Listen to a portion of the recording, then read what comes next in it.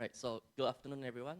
I am Firdaus Ritom from Newcastle University, and today I'll be presenting the Collision-Avoidance LoRaWAN network for intermittent sensor systems. So it's a collaboration work between the Microsystems Research Group from Newcastle University and Fatma Benkhelifa from Queen Mary University of London. So this is the presentation's agenda. We start off with the background and motivations on having a collision avoidance algorithm. After that, I'll explain our methodology and design regarding the network architecture and the implemented algorithms. And finally, I will share the recorded results of an example to synchronize transmissions to avoid collisions. So in this research, we mainly focus on energy-constrained intermittent devices that communicates using energy-efficient protocols such as LoRaWAN. So LoRaWAN features an adaptive data rate that recommends spreading factor settings between SF7 to 12 to modulate robust signals in noisy environments. It also optimizes transmitting power between 2 dBm and 14 dBm. However, LoRaWAN is based on the Aloha protocol, meaning that it transmits freely without checking the channel is free or not, making it susceptible to collisions. So if you see in the figure 1, it shows the impact of signal collisions towards the signal quality, such as the SINR and the packet reception. So when you compare with the non-colliding signals on the left, signals using the same spreading factor leads to worse quality with packet losses, whereas colliding signals using the different spreading factor settings showed some degradation with no packet losses. Well, for 10 packets there. However, simultaneous transmissions from different channels does not show any degradations. Unfortunately, ADR does not take into account the spreading factor settings from other devices to reduce this co-SF interference. Oops, sorry. So for intermittent devices systems, right, when you lose a packet, it's very detrimental because you require extra harvesting time to retransmit. So we need to make sure that the reliability is the main focus here.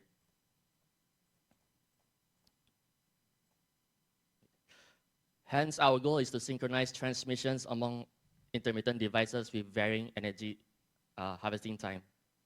There are existing solutions to synchronize communications such as slotted Aloha or TDMA, but they do not take into account the harvesting time of the device. Hence, we propose an energy collision avoidance algorithm to allocate both the time slots and frequency channel. Furthermore, we propose a spreading factor allocation to reduce the co-SF allocation. And then lastly, we try to allocate the transmitting power minimally to reduce the harvesting time while ensuring the connectivity. So this is the overall LoRaWAN architecture that we had set up. The intermittent end device harvests energy and wakes up to transmit the LoRa signal using the HTT strategy. Its harvesting time depends on the ambient sources conditions, as well as the configured combination of the spreading factor settings and the transmission power. It measures the harvesting time and reports it together with the current configurations to the gateway. Then the LoRaWAN gateway receives this LoRa signal and records the receive time, and as well as the signal quality metrics such as the RSSI and the SINR. So the RSSI is basically the resulting signal power at the gateway after being affected by the path loss in the channel. And then the SINR basically compares the RSSI with the surrounding interference with the background noise. So together with this signal matrix, the gateway sends the application data to the TTN server. So the Things Network, TTN, is the public LoRaWAN network server that we use. It basically handles the LoRaWAN protocols, such as registering the device into the network through OTAA, and also for like the time synchronization between devices.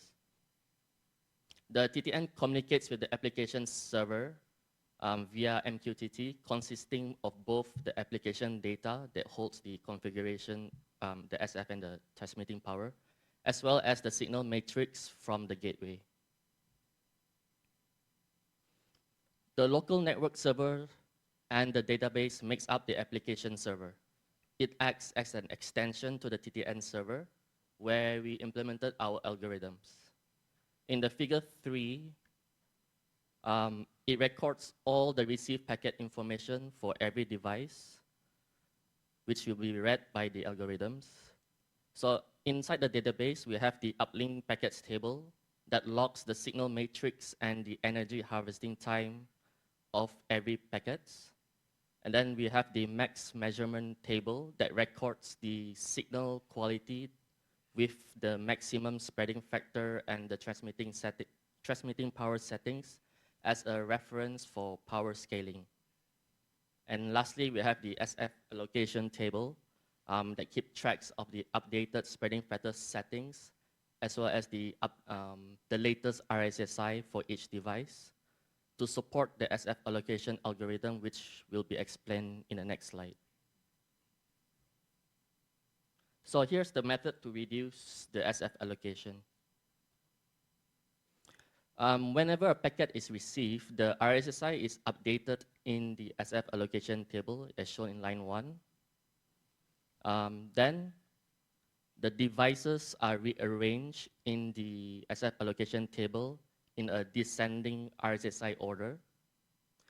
Then lastly, in lines 5 to 9, each device is reallocated with a new spreading factor in such a way that there is an even distribution between the SF7 and SF12, where weaker RSSIs receive higher spreading factors, and devices with stronger RSSIs receive smaller spreading factors. Next, we try to allocate the transmitting power minimally while ensuring connectivity by referring to the gateway's sensitivities as shown in the table. So at line 3, we try to calculate the minimum power first that overcomes both the gateway sensitivity and also the path loss of the channel. Then we try to obtain a scaling factor in such a way that we can try to reduce the transmitting power to like at least near to the SINR sensitivity. Then using this scaling factor alpha,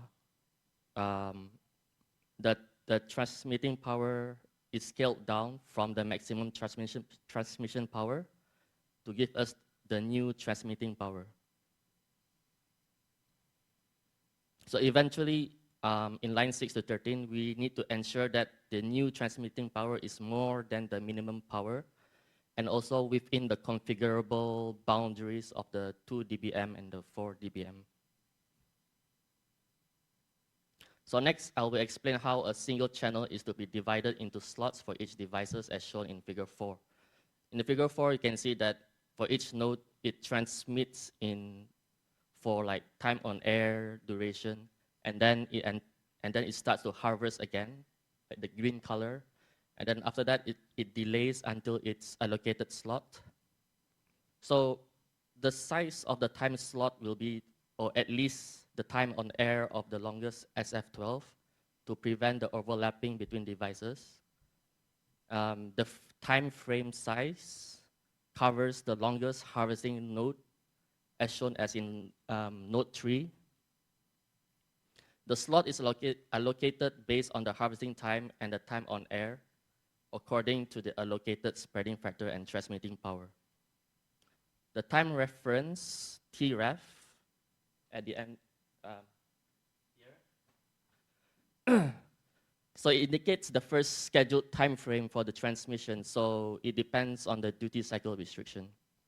So both the time reference and the time slot will be sent down to the device. So if, let's say, during the slot allocation, if the slot is taken, then devices can be assigned to the same slot but at different frequency channels to reduce further delays, since inter-channel interference does not degrade the signal quality.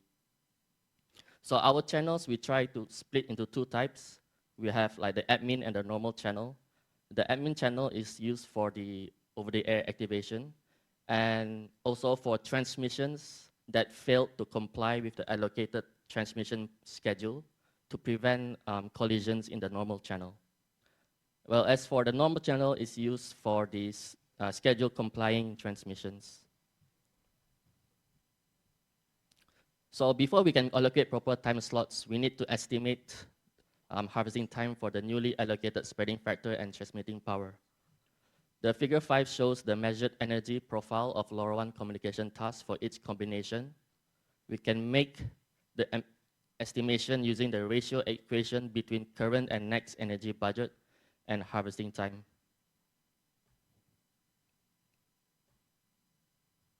So next, I will show an example of synchronization when node 3 enters the network, avoiding collisions with two existing nodes, node 1 and node 2, as shown in the table on the right. But before I explain what's happening in the table, I will explain how node 1 and 2 was scheduled.